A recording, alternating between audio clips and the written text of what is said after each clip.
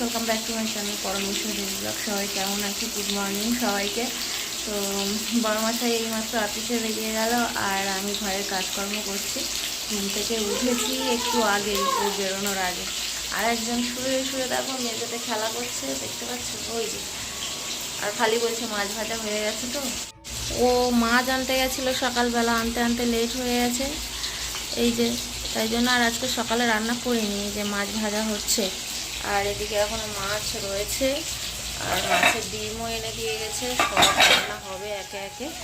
ওই সকালে উঠে কাজ নেই? ওর ওইটুকু পড়লে হয় না, আরও পড়তে হবে। ওর না, ওইটুকু পড়লে ওটা বেশি পড়া বলে না। আজকে কত সবজি নিয়ে এসছে দেখো, বেগুন, উচ্ছে, ভেন্ডি আর এই যে ঝিঙে এনেছে আর আম এনেছিল। তো আমগুলো এখানে ঢেলে দিয়েছি। একটা আম পরম আর আমি খাবো বলে বের করেছি, একটুখানি আম, যদিও একদম ছোট আম। তো যাই হোক, পরমকে কেটে দেবো আর আমি একটু আধটু খাবো।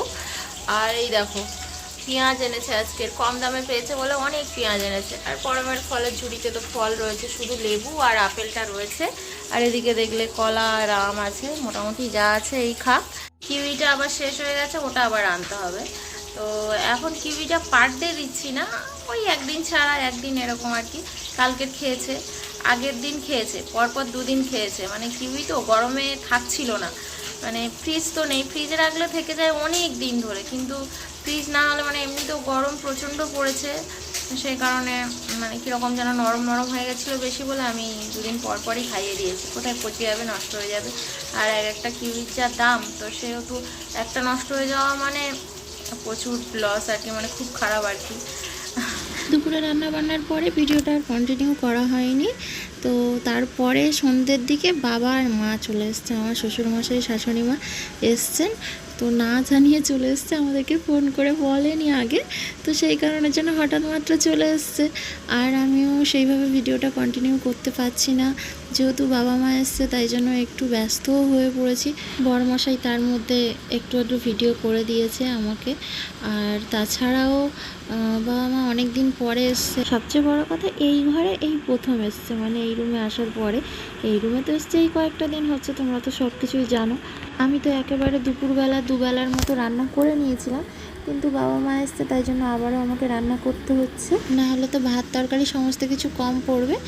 এখন ভাত বসিয়েছি আর ভেন্ডি দিয়ে, আম দিয়ে, বড়মশাই কাঁচা আম নিয়ে এসেছিলো, কাঁচা আম দিয়ে, মাছের ডিম ছিল আর 3 পিস মাছ ছিল, তাই দিয়ে টক করছি। আর মার শরীরটা একটু খারাপ লাগছিল, তাই জন্য মা মাদুর পেতে এখানে শুয়েছে, বললো মেঝেটা ঠান্ডা তাই মেঝেতে শুয়েছে।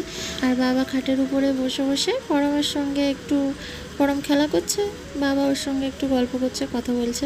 বড়মশাইয়েরও আজকের আসতে একটু লেট হয়েছে অফিস থেকে। আসার সঙ্গে সঙ্গে পরমটা ফোনও তো নিয়ে নিয়েছে, দেখলে এক্ষুনি যে ফোন ধরে নিয়ে দাঁড়িয়ে আছে, দাঁড়িয়ে দাঁড়িয়ে ফোনে কিছু একটা দেখছে। আর আজকে দেখো ঘরে আমের ছড়াছড়ি। বড়মশাই তো সকালবেলা আম নিয়ে এসেছিলো, আবার মা বাবা আসার সময় আম নিয়ে এসছে। বড়মশাই আবারও মানে অফিস যাওয়ার পথে রাস্তায় আম পেয়েছিল, ভালো আম নিয়ে নিয়েছিল, ও আবারও সন্ধেবেলা আম নিয়ে এসছে। মানে এক চুবড়ি আম হয়ে গেছে। বড়মশাই যে লাস্টে আমগুলো নিয়ে এসছে সেগুলো এখনও পর্যন্ত ঢালা হয়নি। তার মধ্যে কয়েকটা আম কেটে খাওয়াও হয়ে গেছে, সবাই মিলে খেলাম আর কি। যাই হোক গাইস, আজকের আর তো সময় পাবো না ভিডিও বানানোর, রান্না বান্নার সমস্ত দিকে ব্যস্ত হয়ে পড়েছি, তোমরা তো দেখতেই পাচ্ছ। আবারও দেখা হচ্ছে নতুন একটা ভিডিওর সাথে। সবাই খুব ভালো থেকো আর ভিডিওটাকে লাইক কমেন্ট শেয়ার করে দিও। আজকের মতো টাটা।